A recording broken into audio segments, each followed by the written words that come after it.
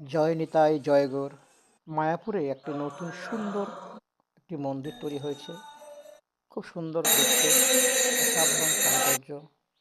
নতুন মন্দির, অনেকেই মন্দির দেখতে আসে। মায়াপুরে আসলে অবশ্যই আসবেন। সুসজ্জিত সুন্দর মন্দিরটি, রাস্তার ধারে অবস্থিত এই মন্দিরটি। ইসকন মন্দির পার হয়ে কিছুটা গেলেই মাসির বাড়ির আগেই এই মন্দিরটি পড়ে।